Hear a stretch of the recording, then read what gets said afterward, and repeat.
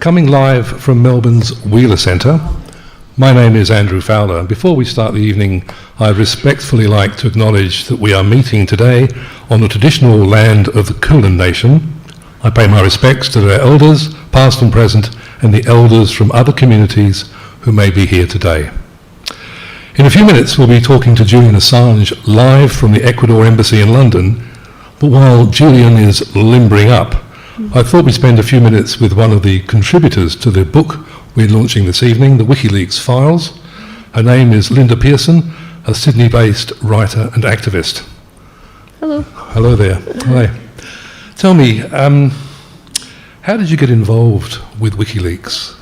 Well, my involvement's just been really as an activist, as a supporter of the organisation and of Julian Assange, and also I've written quite extensively about Cablegate.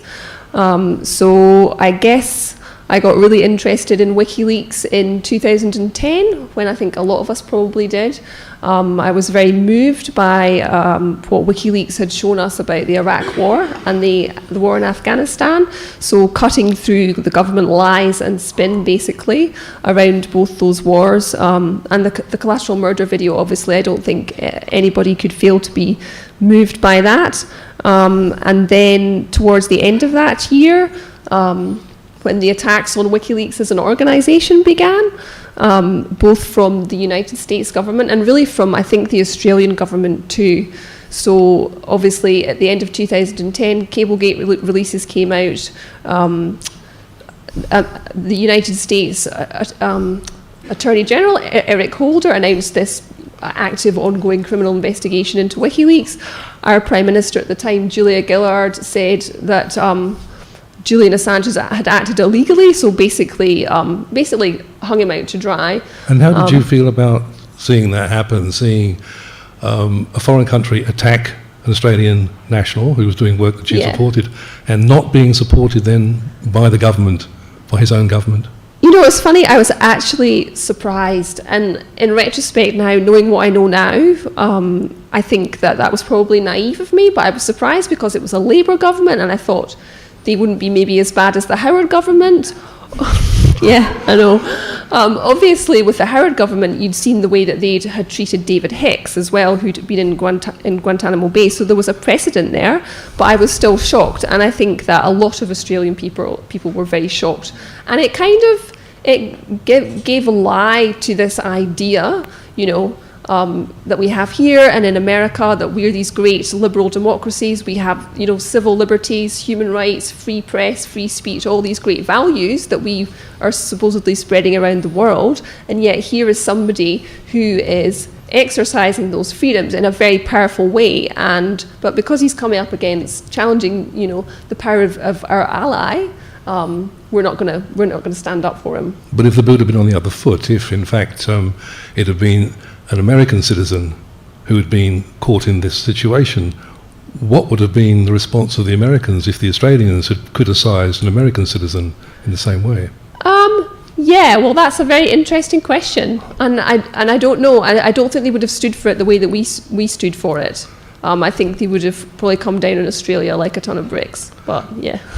Now, in the book, you write very clearly about, under a headline, under a chapter, US war crimes and the International Criminal Court.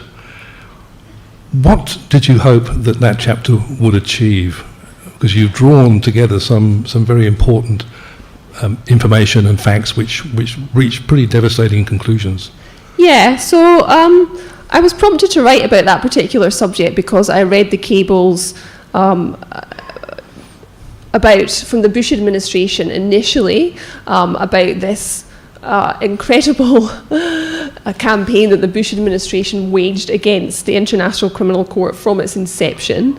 They were very worried that that US nationals could be prosecuted by the court, so they were worried about themselves. Because they're waging an illegal war of aggression in Iraq, the torture regime that they'd set up and everything, so they were worried about that. But also, I think they were worried that a court with jurisdiction over US forces could constrain their military power. So Yeah, so the cables are interesting because they show just how badly they pursued the goal of immunity. So it's quite complicated, but the International Criminal Court has, I think it's 123 member states now, and they're all obliged to hand over anybody who's indicted by the court for prosecution. And so the Bush administration set about persuading countries to sign bilateral immunity agreements. So countries which had signed the Rome Statute were a lot of the time bullied by the United States into signing agreements by which they would say, we will not transfer a US national. So even though they signed on to the treaty, the International Criminal Court, but they were also at that time being told, if American becomes involved in this, then there's a special consideration, and you've signed up for that, right? Yeah, so the cables are interesting because, like I say, it shows just how badly they wanted to achieve this, to the extent that they sacrificed other US broader foreign policy aims. So in Bahrain, for example, they were pushing to get Bahrain to ratify this Article 98 agreement. And what is that? What is the Article 8 agreement? Sorry, Article 98 is the article of the statute which talks about existing agreements between countries. So it's probably too complicated to go into in the time that we've got, but Article 98 agreement is the same as a bilateral immunity agreement. Right. So they were going around the world persuading countries to sign these agreements, and it was causing problems in places like Bahrain, where the US Fifth Fleet is stationed, and the US has access to their military bases. So people there were concerned of letting the government know that it wasn't all right to have people in their country who might commit crimes and then get off with it. They'd signed this bilateral immunity agreement in secret, and both the Americans and the Bahraini government were very worried that news of the agreement was going to get out. They were worried that it was going to cause, I quote, a political explosion in Bahrain, because this was at the time of the Iraq War. The Abu Ghraib pictures had just come out as well. So the idea of giving US forces immunity from the International Court was very unpopular. It was unpopular in most places. And so you see in some diplomatic missions, you see the diplomats there pushing back against Washington. And so I find that very interesting, because in most of the cables, they're just doing Washington's bidding, but here you see them actually pushing back. So what did Washington make of that, to have usually rather compliant states suddenly pushing back on something that the United States thought was pretty much... It was the US embassies themselves that were pushing back in a couple of instances, yeah. So in the instance of Bahrain, for example, saying if you continue to push for this agreement, you're going to... It's going to draw attention to our broader security cooperation because it's so unpopular, and it's going to possibly undermine that relationship. So yeah. So is it worth it? Is that what they were saying? Is it worth going all this way? Well, yeah. I mean, there's a cable from Bahrain which actually. Yeah, there's a quote in there. I don't know which diplomat it was that wrote the cable, but saying it's not worth it. Basically, this is going to just formal. It's just a formality, basically, with no actual benefit to us. But since this was kept secret, the people in Bahrain didn't then know about it, and the fear was it would come out. Did it come out? I'm not sure. I didn't get that from the cables. I'm not sure, to be honest. But so what happened elsewhere in the world in this particular issue? Other countries as well were also being told, if you don't, what was the cost of rejecting 98? Okay, so in 2004, the Bush administration, 2002 had passed the American Servicemen's Protection Act, which banned military aid to countries which refused to sign these agreements. So that was training, that sort of thing. Foreign officers going to America for training, and also foreign military financing, which is the grants which provide funds to countries to buy US military equipment. So that was the stick. So it was a carrot and stick approach, as they called it. And the stick was, if you don't sign these agreements, we're not going to give you any more aid, any more of this military aid. And that had unintended consequences in a lot of places. So in Costa Rica, for example, where the war on drugs was a big priority for the US, the embassy there reported that the loss of these funds, the sanctions... So something that was seemingly so straightforward actually had a lot of blowback. It did, the expression yeah, yeah. Okay, look, I think we have to leave it there. No worries. Thank you very much, Linda. Okay. Okay, very, very interesting, very insightful comments. I just will now move across to talk to Great. Julian Assange, hopefully if he's there in the Ecuador Embassy. Thank you.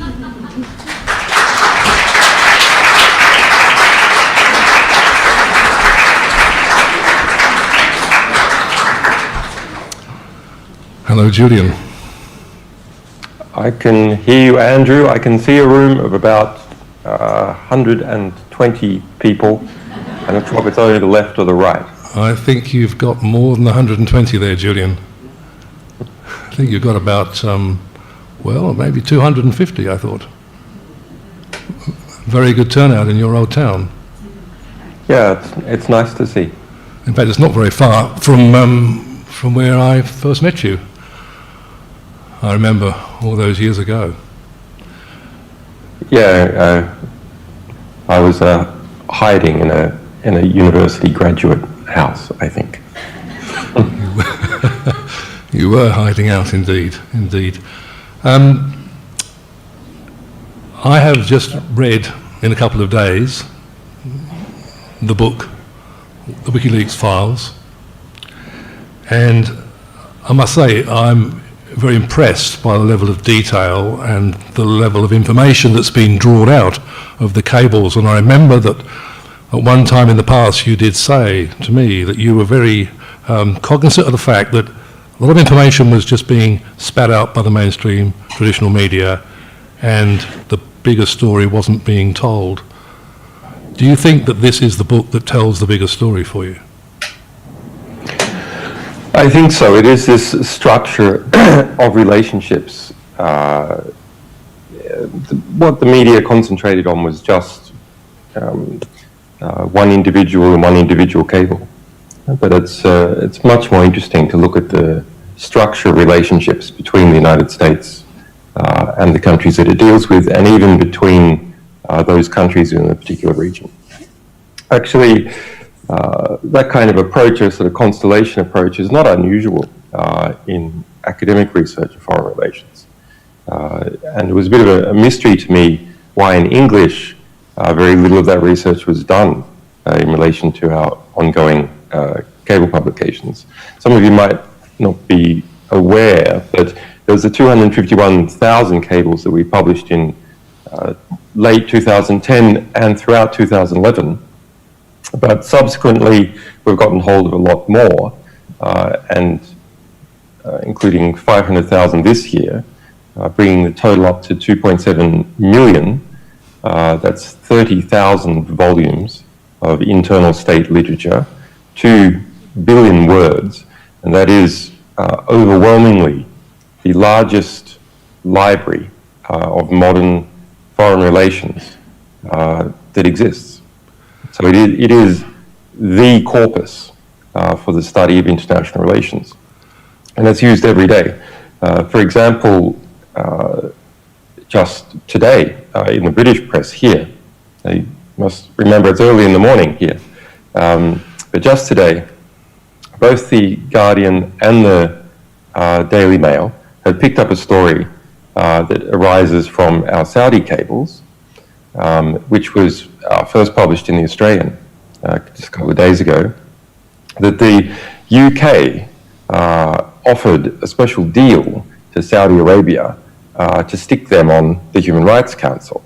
And Saudi Arabia is now head of the UN Human Rights Council, as absurd a result as you can possibly imagine.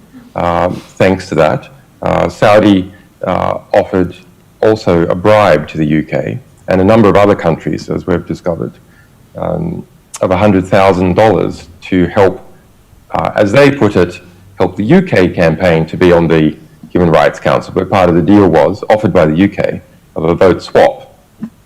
So things are continuing on, but those individual stories, it's very easy, if you like, to lose track of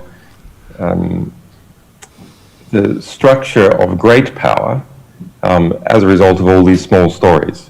In some ways, you can even drown in the plethora of detail of individual cases. So it's necessary to take this higher level, more holistic approach and see what 30,000 cables in a particular region say about these type of relationships. I'm very happy to hear Linda Pearson there, which I didn't know she would be there, since she's normally based in Sydney. But after engaging these 17 authors to regional specialists to bite off particular regions and understand those relationships, I thought something was missing, and I worked out what it was after reading some of Linda's writing about the ICC, which was the structuring principles of the modern world and how the US runs its very modern empire don't simply include the relationships between countries or regions. A lot of that structuring occurs at the international institutional level, and the ICC is a really good example of that because its mandate is so well defined, going after war crimes and crimes against humanity and arresting people, clearly defined, and the opposition to it by the, successive US administrations is also clearly documented in the cables. And that draws out how the United States government gets what it wants when it wants something. In this particular case, it was immunity from the ICC. And you can think about what class of people wanted immunity. Was it for the average person? Well, of course not. It was for the principal decision makers in the Bush regime, the people in the CIA and people in the Pentagon. They wanted immunity. They're close enough to government where they can grab the leaders of government and coerce the State Department into doing its bidding. And so how it got what it wanted in many cases was taking this carrot and stick approach, the carrot being increased military cooperation. You'll get into the good books of the United States, and the stick being, well, that will be cut off. Various forms of aid programs and so on will be cut off, and you'll get into the US bad books. Interestingly, there's quite a realpolitik approach comes across in that ICC chapter with some of the countries. So the governments would come in and go, well, look, the problem is that we think that there's not enough carrot in what you're doing. And so the US would redesignate previous aid programs, which was already engaging in, or which had already been signed to occur in the future, to look as if they had been measures which were introduced as a result of this bilateral immunity. Indeed. You say that diplomatic cables are not produced to manipulate the public. I think it's a really good point in the book. These cables were actually written to be read by other people who were not the public. The fact that reading them is a much more effective way of understanding institutions like the State Department, rather than reading reports by journalists on the public pronouncements of Hillary Clinton.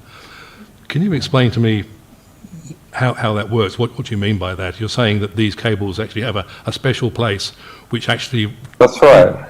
peels away some of the levels of nuance, some of the levels of the sophistry that goes on, and some of the lies that are told as well. It's part of my philosophy for a long time in why internal state literature or internal company literature is really important, because it wasn't designed to manipulate history. It wasn't designed to manipulate the public. Of course, it's designed to manipulate people, but it's designed to manipulate people inside the apparatus. And because it's designed to manipulate a different audience, its ability to manipulate you as a reader is decreased.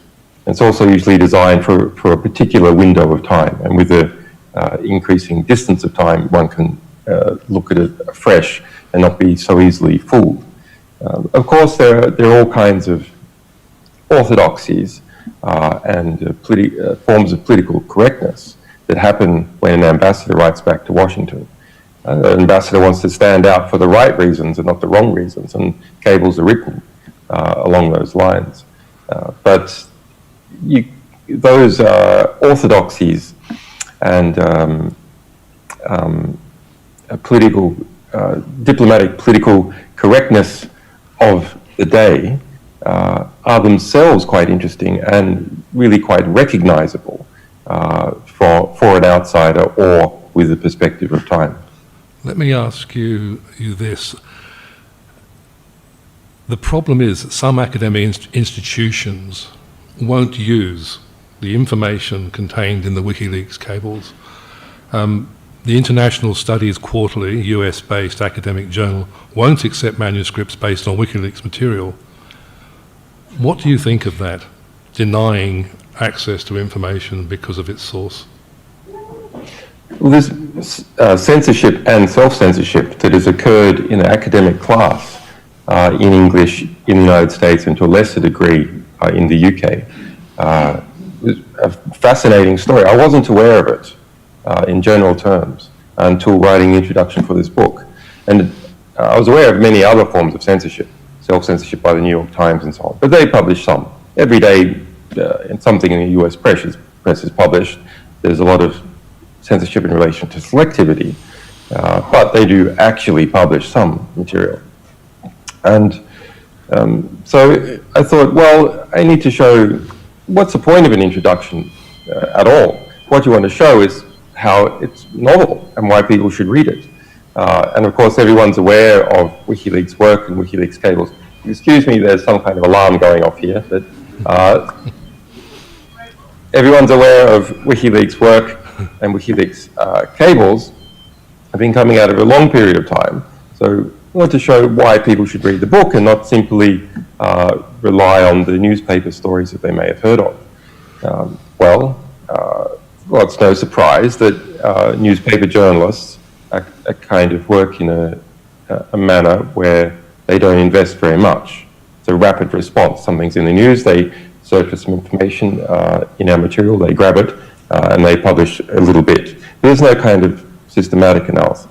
Okay, but well, shouldn't have all that appeared in academic books? Shouldn't have all that appeared in academic papers? And so there's academic search engines such as scholar.google.com, which search court filings and academic records. There's about 30,000 papers and court filings derived from WikiLeaks. For example, at the European Court of International Rights, a famous El Masri case, which considered the kidnapping of a German citizen, El Masri, by the CIA, case of mistaken identity, held for over 4 months, tortured, and then dumped on the streets of Albania. 6 of our cables are cited in his successful European Human Rights Court case against Macedonia. Lots of things like that occurring. Lots of sightings in academic literature in Asian languages, in Asian language journals. Lots of citations in Spanish language journals. Many citations in English language journals, even journals based in the United States, even written by US authors outside the field of international relations. For example, in conflict epidemiology, where the war logs have become one of the defining data sets, defining corpuses to experiment on in understanding how a conflict progresses and looking at it like a disease spreading across a population. But not foreign relations. It didn't make any sense. It didn't make any sense because how is it that other US journals feel that they are legally safe enough to publish papers written by US academics, just as long as they're not in the field of foreign relations?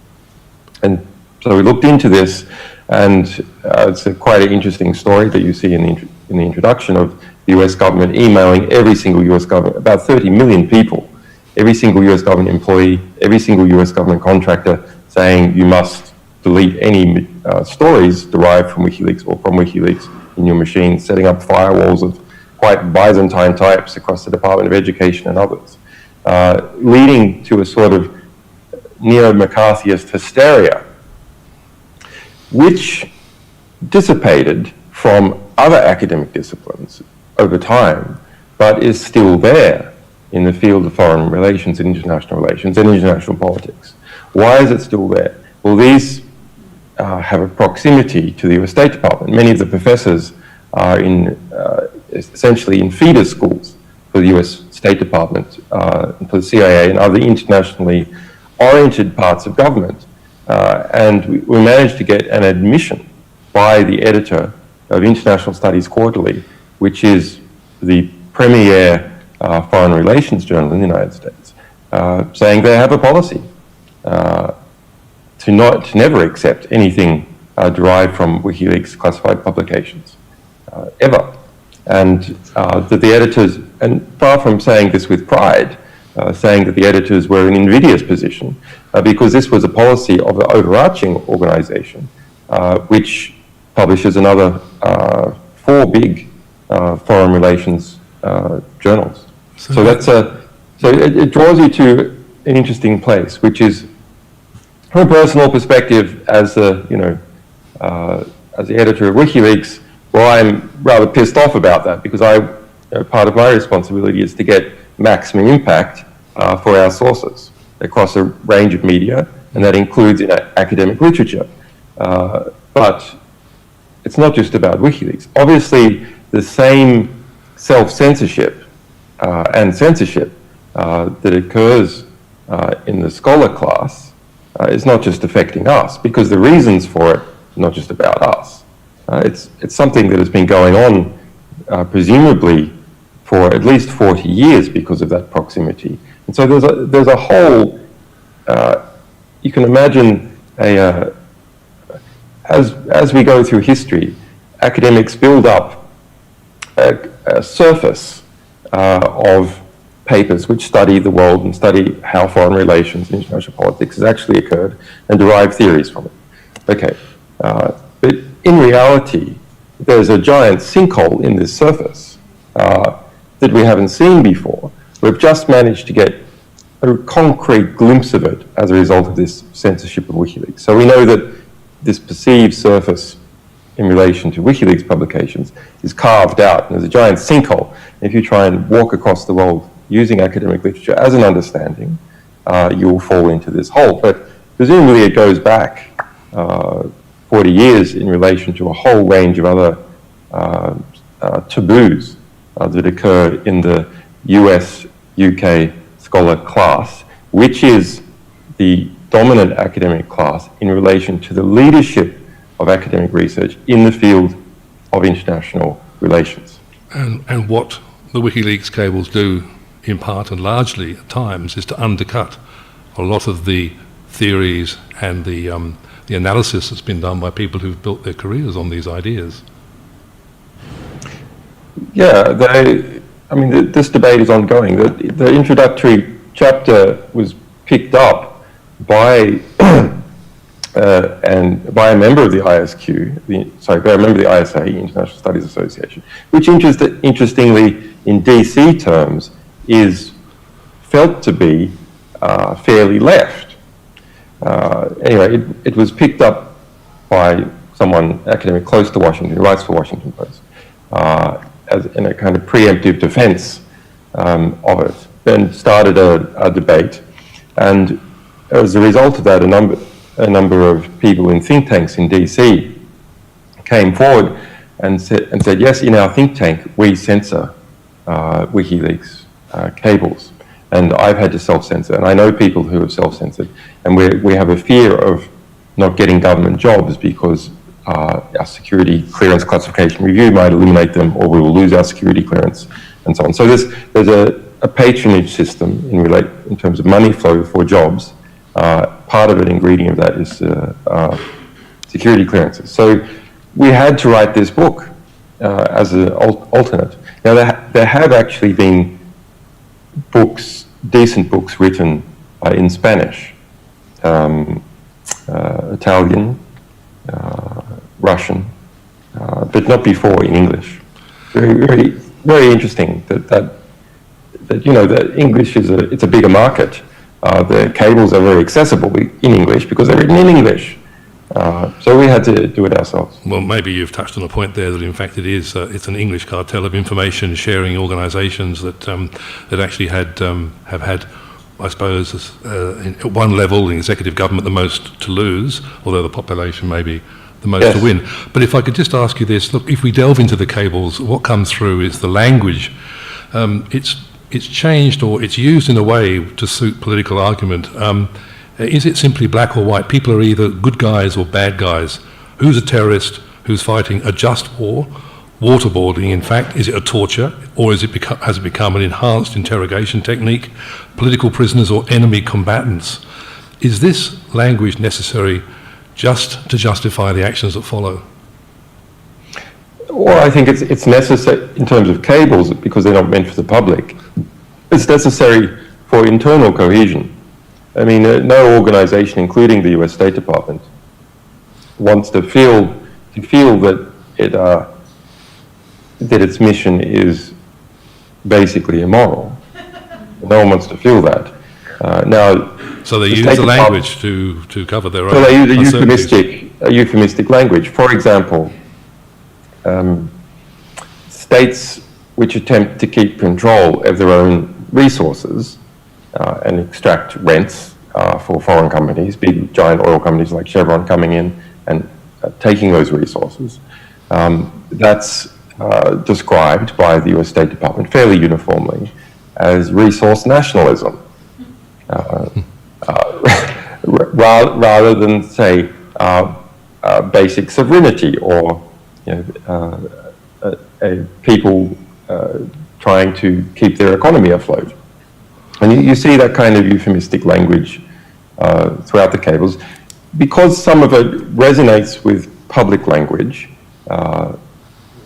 because some of it is taken from the public, some of it is then pushed into the public, not through cables, but through statements by the public statements by the State Department. You do have to be a little bit careful, but it's fairly obvious stuff once you put it in context. Interestingly, if we extend outside the cables, and this book, I suppose I should hold it up. There are in fact books for sale at the back of the auditorium here after this session's over. You'll be glad to know. It does, it's what we would call in the intelligence world, it is an all-source intelligence book. That means, yes, the dominant archive is our 2.7 million cable archive, but it does actually source, at least the best chapters do, source across WikiLeaks General Archive, which is more than 10 million documents now, from a wide variety of other places. And I'll give you an example of one of those, which is what I think is the single most significant document that we have released. It is the US Manual for Unconventional Warfare. It's active policy doctrine even now. It was created in 2008. It's the doctrine for US Special Forces for when they are overthrowing a government. So there's another one we also released called Foreign Internal Defense. That's when you're trying to support a government with US Special Forces from being overthrown. This is how to overthrow a foreign government in order to achieve US policy objectives.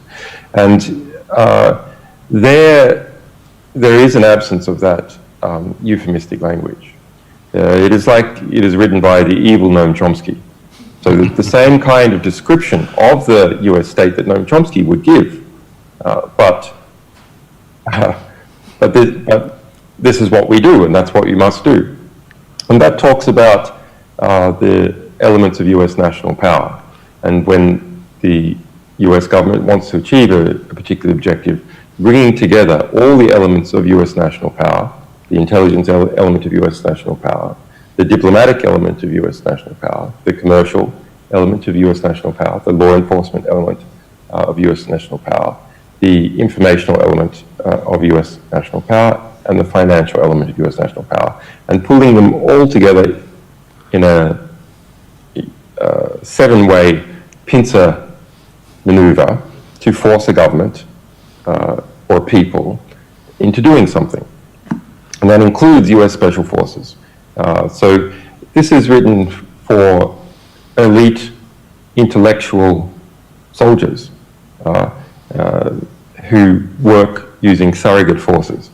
So they don't just go into a country and shoot guns. They go into a country, find allies against the government, train them up, ideologically indoctrinate them, organize them, give them supply lines, and help them take down the government. And a key aspect of that is the Department of State and US embassies. And Special Forces teams are led, in a formal sense, by the US ambassador in that particular country if there is diplomatic relations occurring. Of course, the problem that the United States and other governments have is that if they bring their children up to be decent, honest, truthful people, and they want that of their children, when they then go out into the world and learn that the government, as Edward Snowden did, was not behaving in the way that he thought was appropriate, thought was in breach of the American Constitution. As a constitutionalist, he actually pointed that out. Do you think that that is part of the conundrum that particularly the United States has got when people like Snowden and Manning come out and say, well, this is nonsense, what we're seeing, these are lies that are being told, this is an illegal war and I want no part of it, and that you won't be able to stop that? In other words, no matter how many highly trained guerrilla fighters you've got going in there blasting people away or assassinating people, if you can't solve that major problem of being truthful and of you like distorting the truth, that people will turn against it, and that there will be more people, more people like Ed Snowden, more people like Manning. As to why we have received more information from US whistleblowers than from other whistleblowers. We have from around 100 countries, so it's not like there aren't others in other countries, but in terms of sheer proportions. Okay, well, number one, we're an English-based organization, so it's going to be dominant English. The United States is the largest English-speaking country. Yeah, but also the United States is an English-speaking country, and it's the English-speaking countries that unite in this intelligence sharing arrangement the most powerful. Yeah, and we shouldn't actually perceive that US, Canada, UK, and New Zealand and Australia are different countries. They are at a deep structural level in terms of intelligence agencies and diplomacy, the same country.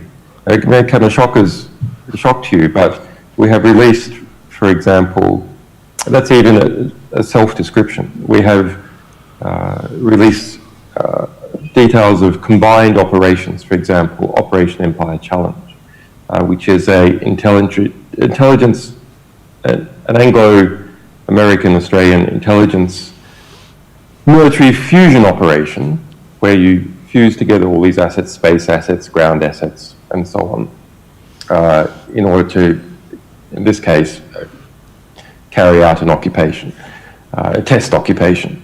And it's called Operation Empire Challenge because it's simulating operating in Iraq.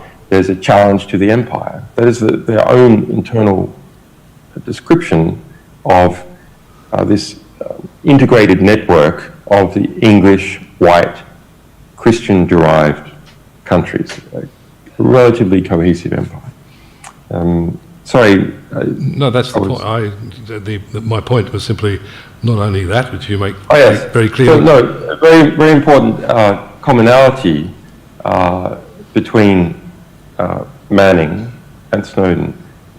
I haven't spoken about it before. And completely unrecognized by everyone else. Manning, who's alleged to be the source of some of our cables, he was an all-source intelligence analyst. What does that mean? It means he had a top-secret security clearance and access to all the intelligence source material that the US the Pentagon was coming in. That's why he allegedly had access to US diplomatic cables. How does that make sense? He's an intelligence analyst in Iraq. Why would he have access to working for the Pentagon? Why would he have access to State Department material? Because he was an all-source intelligence analyst. And that means pulling together a wide variety of intelligence assets and open source intelligence and using it to understand a situation. Now, Edward Snowden was not an all-source intelligence analyst, he was a system administrator. And what does that mean? Well, it means that in Hawaii, he was administering a number of systems of the National Security Agency, controlling the basic computer systems. Now, you have all sorts of different analysts using these basic computer systems, all sorts of different technicians. But in being someone who's responsible for, configuring the hard drives and the backups and so on, he had access to all the information that those systems had, which is extremely wide variety of NSA information. And so he had a bird's eye view of what the National Security Agency was up to. Similarly, Manning had a bird's eye view of what the US intelligence agencies, and particularly the Pentagon, was up to. As a result, Manning could see the systematic injustice surrounding the US wars of occupation. And as a result, Edward Snowden could see the systematic breaching of the Constitution in relation to the National Security Agency's surveillance activities. That's not true for an average soldier, not even an average intelligence analyst. That's not true for an average employee of the National Security Agency, who are normally very compartmentalized. And even if they do have the security clearance to go out to other compartments, they don't have a legitimate excuse in their work to do so. Or their work is so, just in terms of amount of time, it bogs them down into some particular area. But there are plenty of system administrators, and there are also lots of these all-source intelligence analysts. But I think it is quite important that for both of these two cases, you had people who could see the woods for the trees. Not like most. They could actually see a wide survey of what was going on. And this is because they were given access to that material as a result of what supposedly happened in 9/11, when the silos apparently were too rigid and... Yeah, that was the policy that came up after 9/11. A policy has been pushed by one of my friends, John Perry Barlow, who started the EFF and who co-started the Freedom of Press Foundation with me in the US. I'm a bit horrified about, but it was to remove these silos, the competition between the FBI and the CIA and so on, who were jealous competing institutions. That was a terrible thing to do, to remove that silo, because it really is, that's what keeps the state honest, is that various actors have bargaining power within the state, organizations, individuals, unions, etc. Now, if you've got a number of different security bodies, FBI, CIA, Pentagon, and Department of State, and these bodies are competing for allegiances, then when you get screwed around by one of them, you can say, well, I'm going to sort of help and favor the other.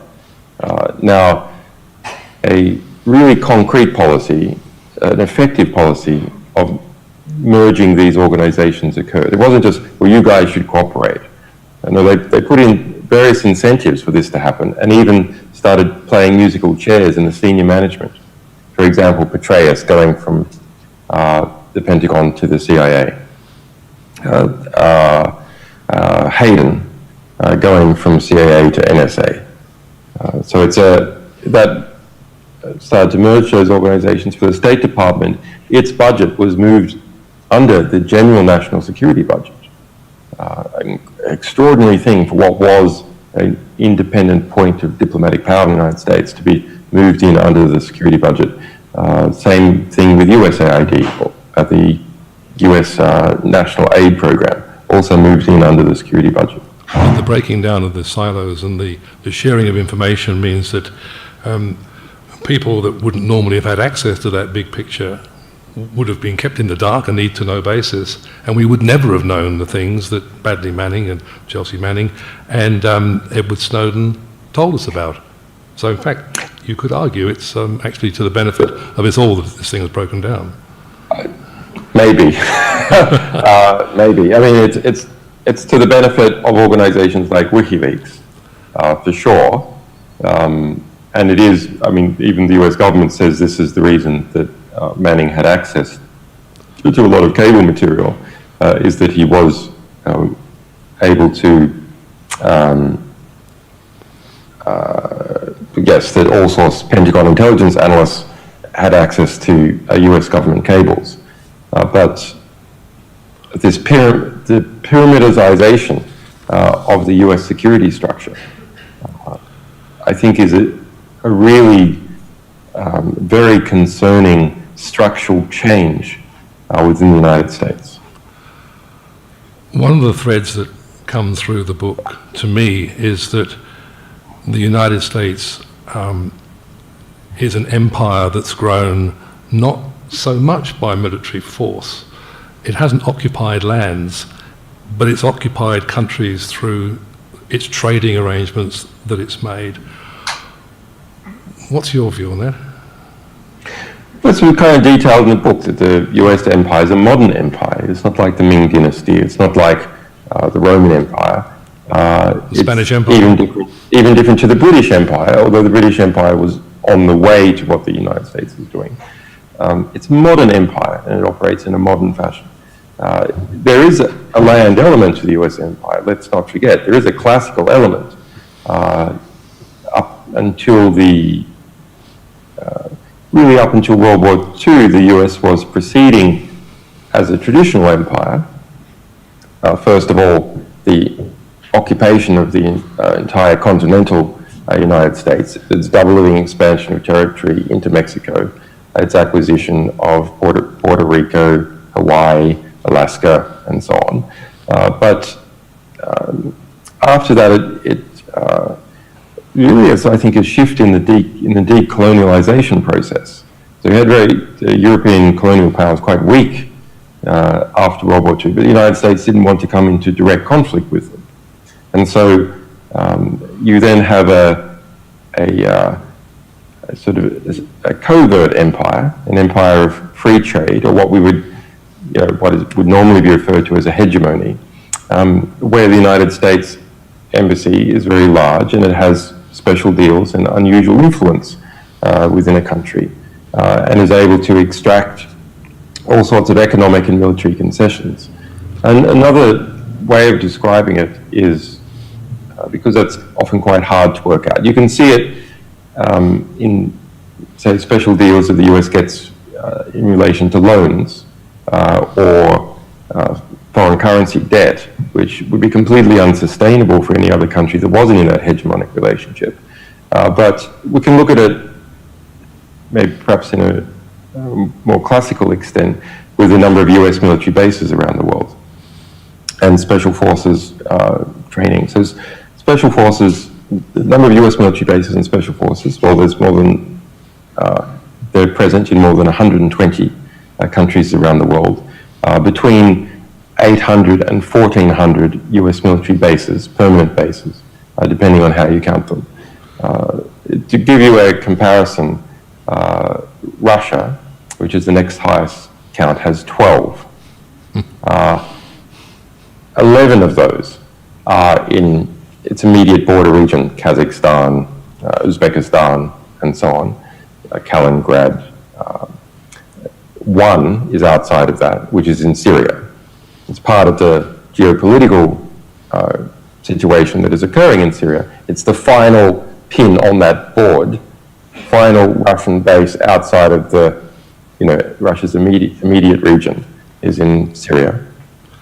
I just like so that's the most number of bases that any empire has ever had outside the United States. Well, any empire, the British Empire or the US Empire, that's the The United States has more bases than any country that has ever existed. So do you think it is essentially about trade, but it's the strategic importance of having bases is about tying people closely into you and about trade in the end, or is it about? This leads to a really very fundamental question, which is when the US government decides to do something, why does it decide that? What are the domestic influences or foreign influences that cause it to make decisions? And I'd like to ask you about the Trans-Pacific Partnership, if you could. Yeah, you can get a hint at that from looking at, for example, what had happened with the ICC. Well, there you had an executive class and a military and intelligence class who's close to government was able to grab the State Department and help push it to save their asses in this ongoing war crimes in Iraq and Afghanistan. Okay, so we know that and if you look at the response in this Edward Snowden fight, where we were fighting to get him asylum and to pull him out of Hong Kong, and the National Security Agency, CIA, State Department, White House were pushing in the other direction, they marshaled enormous assets. What was pushing it was National Security Agency, an intelligence class. So we know the intelligence class has, a military class, has unusual influence on decision-making that the US government does. But also it's the major US corporations that are close to government. Not all major US corporations. It's the ones that get close to government. Now, over time, all major US corporations do get close to government, over time.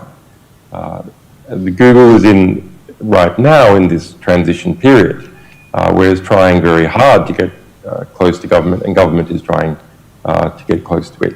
So that those major corporations are probably the single largest factor when trying to understand why the US government makes decisions. But there are also major institutions, such as the CIA, NSA, and so on. So the Trans-Pacific Partnership fits into that quite closely? Yeah, I mean, there's been a lot of press recently. Right now, the TPP is being negotiated in Atlanta. Might be signed tomorrow. It's quite a. So what is the difference then between quite important time? But we look at the difference between the TPP, Trans-Pacific Partnership, and the trade deal with China. They're two separate. For Australia. Yes. For Australia. You should understand that why the TPP has become, people can't remember a lot of acronyms. TPP is hard enough as it is, but there's a number that the United States is pursuing aggressively: TPP, TISA, and TTIP. TTIP is the US-EU economic and legal merger. TPP is US and Asia-Pacific region. TISA is 52 countries. It includes all those countries and a few more, pulling them together. It's part of, as comes across from, as is sort of nakedly declared by Hillary and the US Defense Secretary. So Hillary said, TTIP is an economic NATO. That's a direct quote from Hillary from 2012. Ashton Carter, US Defense Secretary, said earlier this year, TPP is more important for the US rebalancing to Asia, which is the current vogue phrase for the encirclement of China, than another aircraft carrier. So these are strategic arrangements to try and create a new economic legal bloc, like Western Europe was created as a bloc, an integrated bloc to economically and militarily offset the Soviet Union. So that's what's going on. China, having heard this kind of rhetoric for a number of years, interesting, it's not really in the popular press, but you read US policy documents, it's there nakedly. China, having heard this rhetoric, is going, well, we can't be economically encircled. We have to kind of start doing similar arrangements. trying to create these arrangements in the Asia-Pacific region. Otherwise, we're going to be locked out of what the United States is doing, and the Silk Road and so on. So for Australia, why they're economic sector by economic sector basis, there might be all sorts of problems for Australia in relation to Australian China Free Trade Agreement. No doubt there are, in terms of regulation and so on. That's very clearly the case in the TPP, which is much more invasive. But it's important for Australia, if it is going to go with both of these agreements, I think it should really try and extract many more concessions in relation to TPP, because that is a very invasive program that will really restrict the future development of Australian society for years to come. That it has a balance. It has bargaining power. It can play these agreements off each other. It can play these economic sectors off each other. It's only through a country and a people and organisations having bargaining power that you get treated fairly. Are you seriously suggesting that the Australian government would actually try to bargain China off against the United States? Well, it doesn't seem to happen much. We should understand it as at a human, in terms of human society and what happens structurally within Canberra. It really is in the embrace of the United States in a very concerning way. But in terms of Australian business, which does have an influence on the government, something else is going on. Australian business wants those opportunities. Australian unions want those opportunities with Canberra. So there is a push in the other direction as well. You can even see that here in the United Kingdom, where something quite remarkable has happened, which is that the United Kingdom has become a member of the Asian Development Bank. And now it is possible, and the US has made some complaints about that, it is possible that's all a bit of a surface fiction, and that the US wants its man inside the Asian Development Bank to report back on what is happening. That's definitely the case in relation to the EU, for example, where the US very much wants the UK as part of the EU and has nakedly stated it's in order to have its influence via the UK in the EU. Maybe, I guess it's possible, I don't know, it is possible in relation to agreements within Asia that Australia is potentially part of, that the US sees it in the same way. Well, obviously it doesn't want Australia to go into the embrace of China, but it knows that's not going to happen. So it wouldn't be bad to have its man at the Chinese table. Because it seems that Australia is getting closer militarily to the United States than ever before. And I mean, to the extent that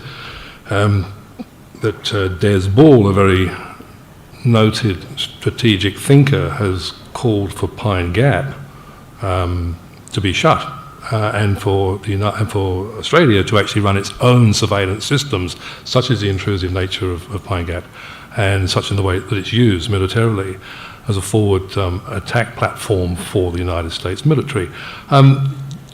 Just to ask you this question, which is something that occupies people in this country very much, do you think that security, day-to-day security using telephones, using email, is there any way to avoid surveillance at all? But for the average person, not really, using electronic communications. I mean, there's things you can do to make things harder, but unless you're an expert or have access to an expert, and even then, most of these are not guaranteed. Most of them are quite impractical. Yeah, you need expert advice, or to be an expert. So my suggestion is for journalists. I was asked this question last night, actually. It's a lot like electronic voting. Security systems, programs you might install that say that you're going to encrypt your communications, for example. How do you know that they work? How do you know that they're not completely bogus and they're actually designed to suck out the good meat by having those people who are concerned about security install them? How do you know that they haven't been backdoored not through the intent of the author, because the author has been hacked by the National Security Agency. It's impossible for a normal person to assess. They're just like electronic voting machines are impossible for a normal person to assess. They can be made in a secure way, but how do you know? And so that's why ballot boxes are good, because you can see the ballot going into the box, and you have a range of people there counting the ballots. So in terms of how journalists deal with their sources, the average journalist has got to proceed in a manner which they can personally assess is secure. And that is not meeting the source in the street somewhere at a cafe. That's not the right approach. It has no cover. You need cover. And cover is, for example, this very meeting, where there's a reasonable excuse for many people to turn up who are interested in this subject, and they can rub shoulders together. That's the appropriate form of cover that journalists and sources need to interact with each other, and they can do it in person. So in other words, you go back to the way that people spoke to each other before we had the internet and even the telephone. That's right, before the telephone. Post is still not bad. But, you need to be careful about CCTV cameras and so on, and DNA tracers, etc. But most of that you can assess yourself. Now, Julian, you've been in the embassy now for more than 3 years. What is the state now of the Swedish government's decision? What have they decided to do? Are they coming to talk to you or not? Well, it's interesting that you phrase the question that way. That's part of the propaganda war against WikiLeaks. The big case that we have spent the most amount of time on, the most amount of money on, and the other side has spent vastly the most amount of money on, is the US case. Pending prosecution, stated as such in court in the US earlier this year, involving over 100,000 pages of material in that pending prosecution that they say is active, ongoing, etc. That's the big case, where they've flown FBI agents around the world.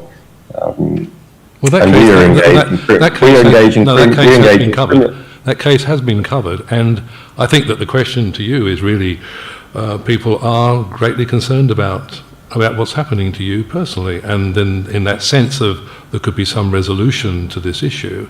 That's the good spirit in which it's asked. The UK has said, regardless, the current state of affairs in relation to the Swedish case, which I don't think people necessarily should even call a case, it's formally a, quote, preliminary investigation, unquote.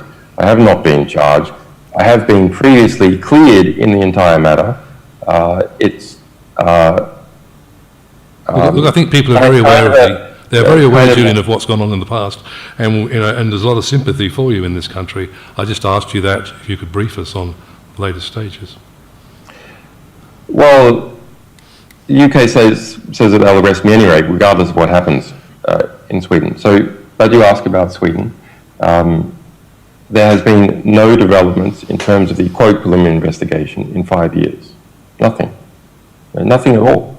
And that's a part of why the Swedish courts have said that the government has breached its duty in not pursuing the matter properly, not providing an excuse for why it's engaged in this stasis. There's a negotiation that is happening now between the governments of Ecuador and the government of Sweden as to should they make some agreement that will cover something or other, but it's a bit hard to understand diplomatic parameters. Everyone's saying there wouldn't be such agreement until next year. We're quite annoyed by that whole process because it gridlocks the domestic legal courts, really, because if you like, the big boys are decking it out internationally, and the courts won't want to tread on the toes of an ongoing negotiation. So everything in Sweden is essentially in stasis for, I don't know, for a year while that diplomatic process occurs. What is happening at the UN is more significant. The UN Working Group on Arbitrary Detention is judicial body within the UN, and its panel of 5 judges have been deciding and investigating for last year as to whether I am arbitrarily detained or not. It's the only question that that judicial body answers. Is someone arbitrarily detained, or are they not arbitrarily detained? The question about arbitrary detention, 2 components. Are they detained? And if so, is the detention arbitrary? So the UK government and the Swedish government say that I'm not even detained. That's their first argument. And that if I am detained, then it is not arbitrary. We say, well, all case precedent is that if someone is, the definition of detention has to do with a spectrum relating to freedom of movement. And there's plenty of cases of people being detained in airports trying to apply for asylum. People have been trapped in airports trying to apply for asylum.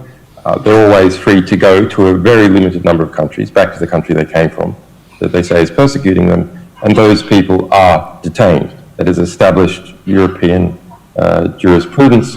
The situation for me here in terms of precedent is much better in that there has been a formal finding by a state in its formal process that yes, that I am a refugee, and so I have been awarded asylum as having been found to be a refugee, political refugee.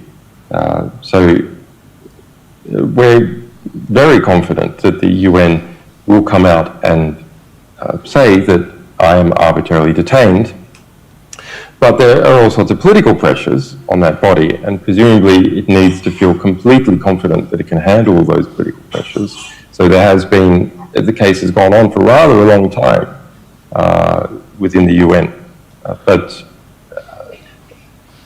and it makes it quite difficult because if you try and go to other international forum, for example, European Court on Human Rights, there's a risk, and there's precedent on this, that the European Court of Human Rights will say that, well, this has been, in the process of being judged, the basic case, the basic question is in the process of being judged by another international tribunal, and therefore we're not going to hear it until the other international tribunal has finished hearing it. It's the same with mechanisms such as the UNHRC, which is accessible by something called the ICCPR. People in the Wheeler Centre might have heard of that, but it's basically an appeal mechanism that as individual one can take, not through the UK, is not recognised individual appeals, but Sweden has, and that a state, in this case Ecuador, could push to the UNHRC. But really, these mechanisms need the UN Working Group on Arbitrary Detention to have made a decision. We're going to take some questions in a couple of minutes, Julian, but I'd just like to ask you the last question. In the years that you've been confined to the embassy, it seems to have been a very productive period for you. You seem to have turned out, I mean, as opposed to stopping you in your work, it just seems to have got more and more and more. Is that how you feel it? Well, that's sheer bloody-mindedness on my part and the part of the other WikiLeaks staff screw them. We're not going to allow this to send out a general deterrent in relation to publishing. We want to set the opposite. We want to create a general incentive. Look, even if they do this to you, the standard is you keep going.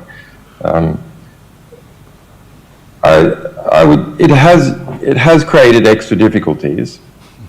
Yes, actually, we have published more in terms of absolute volume, in terms of number of systems, in terms of number of books, while I've been in this embassy, than in the time outside of it.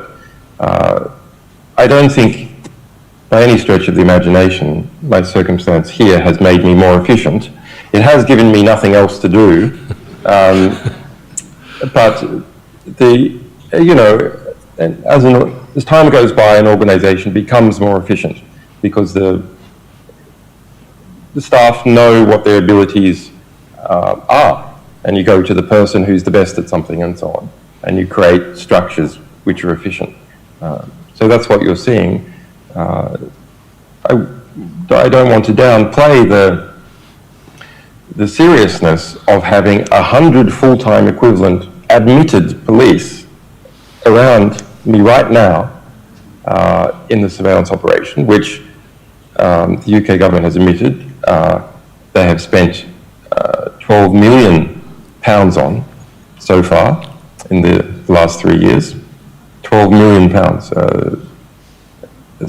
a few thousand just in the time that we have been speaking, they have spent on that operation.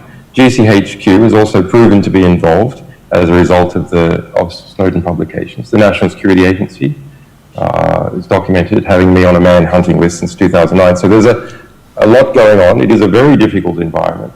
But I think it is important, as the British say, to keep calm and carry on. Great. Thanks very much, Julian. Thank you.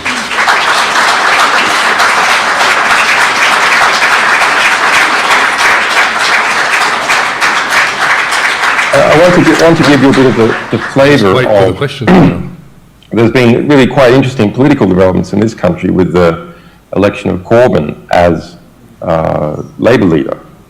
Corbyn in 2011 stood up before the UK Parliament and said, I'll paraphrase, that it was outrageous that anyone be extradited without charge from the United Kingdom. Extradition without charge, this is not something that's acceptable to do, as is evidenced in this case of Julian Assange. And a month ago came out a New Statesman essentially repeating those comments in relation to me. So that's an interesting shift in British politics. I don't know whether Mr. Corbyn will succeed as Labour leader. There's plenty of nasty people in the Labour Party. That extradition debate, which I attended in 2011, the single most aggressive parliamentarian pushing for extradition to the United States of me and others was from Labour. Was from the former Blair minister. So he has many problems to deal with in that party, but he may have also lots of whatever problems when the Colcott inquiry comes out. Yeah, the inquiry into Iraq. The dynamics that led to him being elected and led to that 350% growth in the members and supporters of the Labour Party. Those dynamics here within the United Kingdom are relevant to the situation I have. If you look on the other side of politics, I want to read you a section from the European chapter in this book, which is about the current supposed leaders of this country. David Cameron, the Prime Minister, George Osborne, the Treasurer, William Hague, who was the Foreign Minister in dealing with me in this embassy, and is now the Tory, until very recently was the Tory House of Commons leader. And this is a report from the US ambassador back to DC after having met with Hague. And it's in the early stages of their approach to this new British government. Hague said he, David Cameron, and George Osborne were, quote, children of Thatcher and staunch Atlanticists. For his part, said Hague, he has a sister who is American, spends his own vacations in America, and like many similar to him, considers America, quote, the other country to turn to. Asking his senior advisor her views, she said, this is Hague's senior advisor, America is the essential country. Hague said, and this is relevant to Corbyn, Hague said, whoever enters 10 Downing Street as Prime Minister soon learns of the essential nature of the relationship with the United States. He added, quote, we want a pro-American regime. We need it. The world needs it. I mean, what an incredible suck. What a sycophant. Pretty mega. A mega.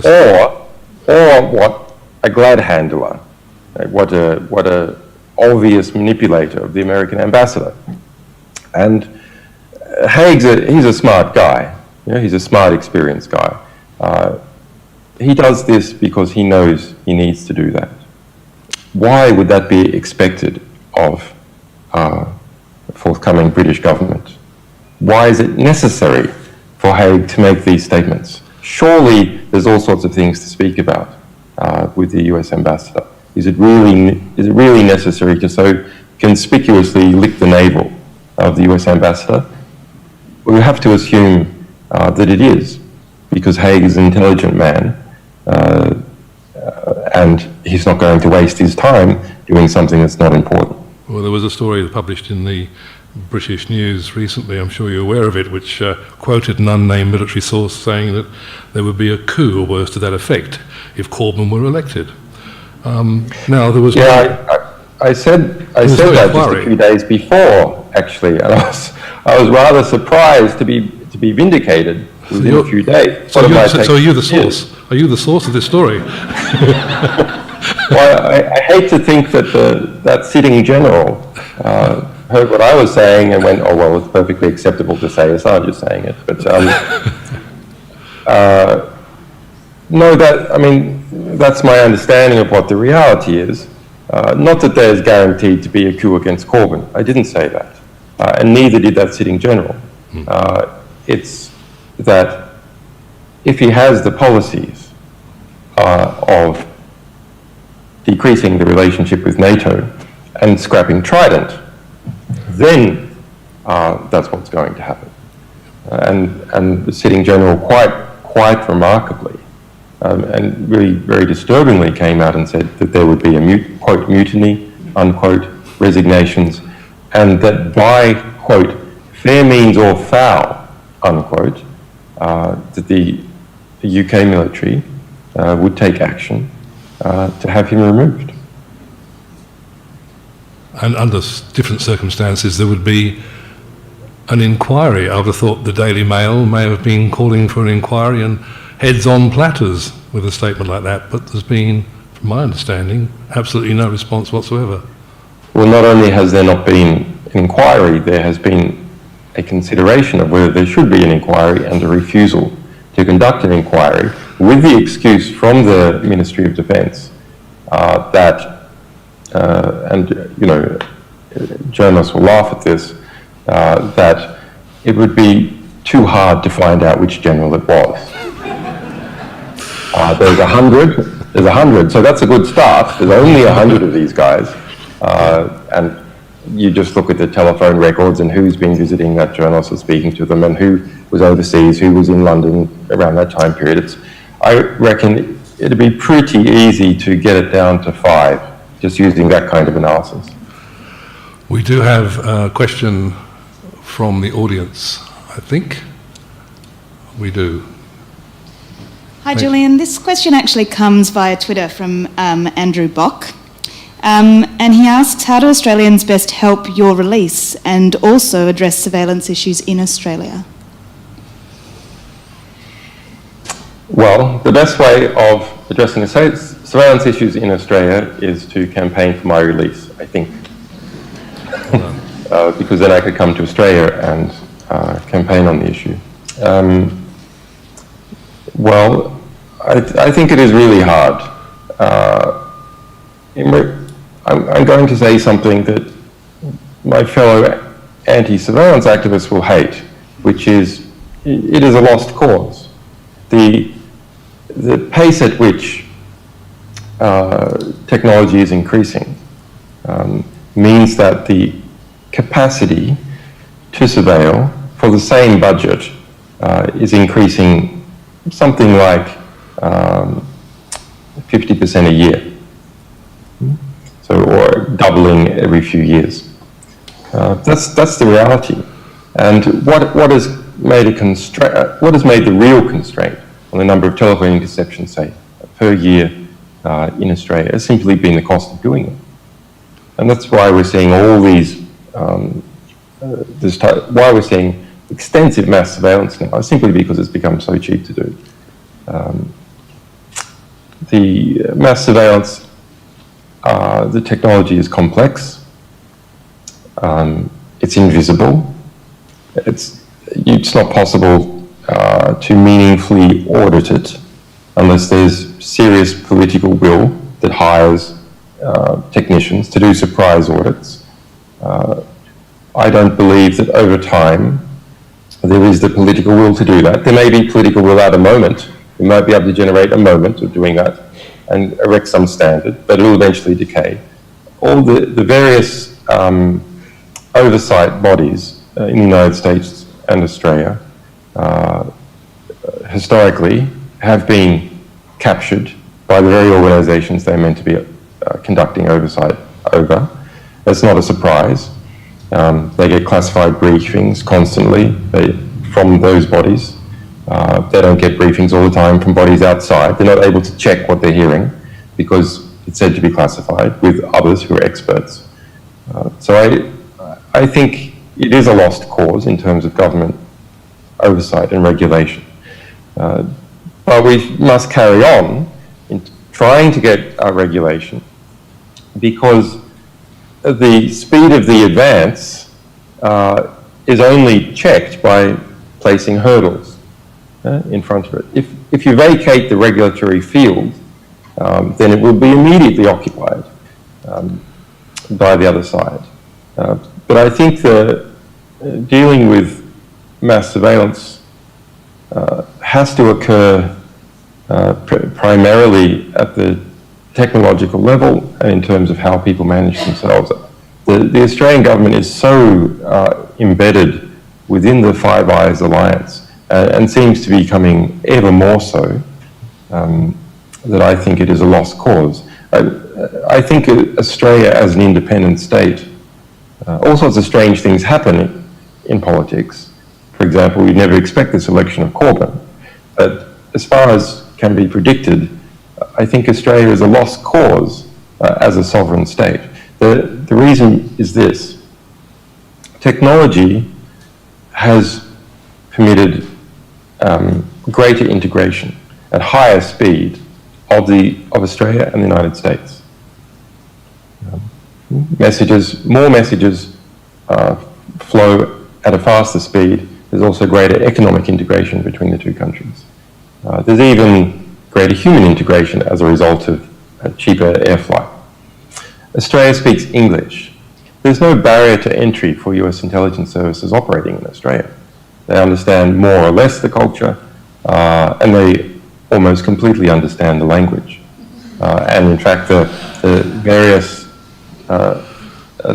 Australian phrases, which I'm quite fond of, are diminishing at a very rapid rate in Australia. So even that barrier to understanding is diminished. So I understood this a few years ago, and my view became that we should understand that Australia is part of the United States. It is part of this English-speaking Christian empire, the centre of gravity which is the United States, the second centre of which is the United Kingdom, and Australia is a suburb in that arrangement. And therefore we shouldn't go, oh, it's completely hopeless, it's completely lost. Australian sovereignty, we're never going to get that back. We can't control the basic big regulatory structure, which we're involved in terms of strategic alliances, mass surveillance and so on. No, we just have to understand that our capital is Washington. The capital of Australia is DC. That's the reality. So when you're engaging campaigns, just engage directly with DC, because that's where the decisions are made. And that's what I do, and that's what WikiLeaks does. We engage directly with DC, we engage directly with Washington, and that's what Australians should do. We have this electronic globalization. You can read all their newspapers, you can write letters to them, you can engage directly with all these institutions. Just do that, because that's where the decisions are made. They're not made in Australia.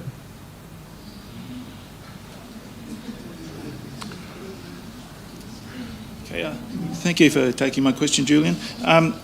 The Australian government should, in my opinion, be required by law to use every available legal means to get any of its citizens who are faced with unjust indefinite imprisonment and worse, as in your case. And clearly, neither the federal government nor the Victorian state Labor government have done a thing, have lifted a finger to end your persecution and get you back to Australia. I mean, they should demand that the British government escort you to the airport, put you on a plane back to Australia. They haven't done a thing. They haven't even raised your name in Parliament anywhere.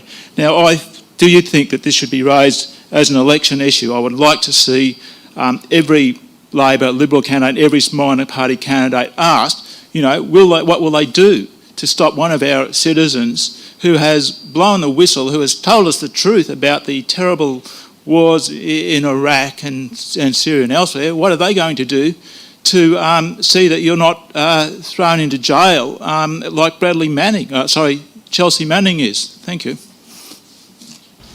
Well, thanks for that. Well, yes, the Australian government has done nothing. It has done nothing for years. Let's talk about, I mean, there's been just remarkable spin. This is not true for me, by the way. This is true for any Australian who gets into problems overseas where Canberra is trying to ingratiate itself with that government. Australia is notorious in the rest of the world for abandoning its citizens, not just me. Now, it does do more in certain, it does respond to the Australian public and the Australian media, and its degree of response is in proportion to the degree with which it feels it might be a problem in responding. In my case, because of this desire to constantly never offend the United States and to suck up to its structures, there has been complete abandonment. Now, the Australian public doesn't like that. It doesn't like it in other cases, it doesn't like it in my case. And so you then end up with a double talk from the Ministry of Foreign Affairs. For example, Carr, when he was Minister of Foreign Affairs, said there had been more consular assistance for me than any other Australian during a comparable period. He admits in his own autobiography of that period, his own diary of that period, that was a lie, that he just made it up because my mother called him on the radio station, and that he wanted to prick my confidence or something. That he says nakedly that he said that in order to needle my confidence, and that he hadn't done any such thing. There was a figure put out that there had been something like 81 consular contacts. When we heard this, me and my legal team and people around me, we just laughed and laughed and laughed. Because the only time we ever saw Australian consular officials was once when I was in prison, after enormous pressure in Australia. They sent someone in and they gave me a notepad. And then during the initial few days of the extradition case in December 2010, we saw them coming to court. They never spoke to us. They never gave us any information. They never assisted in any way. What they were doing was preparing a brief for the minister so he could be across the situation. Same in the Chelsea Manning case under Rudd, when Rudd was Foreign Minister. They secretly sent people from the Australian mission to Washington, D.C. to the Chelsea Manning case to create briefing notes for the minister. They never sent us any of that material, legal analysis or observations. But that's the only consular contact we've had. That's it. So when they talk about these 80-something consular contacts, what they're talking about is one of our people sends an SMS message saying, can the Australian government do this? And they send back an SMS message saying, well, we would need to meet about that. We're considering it. No. Each one of these SMS messages is a, quote, consular contact, even setting up a meeting which never happens. And there hasn't even been one of those for several years. Okay, thanks very much, Julian Assange, for spending the time with us this evening, giving us great insights into the way the world works, and particularly the role of the United States, and of course our little end of the world here in Australia. There's a very interesting section on this book. We're talking about Australia, as on the Asia-Pacific region, two sections actually, on the Asia-Pacific. One, which I think is the most interesting, is on the relationship, this sort of three-way triangle between Japan, South Korea and the United States. That I think Australians will find that quite new, to see how the US plays off countries within the Asia-Pacific region, one against another. Okay, thank you very much indeed, Julian. Thank you.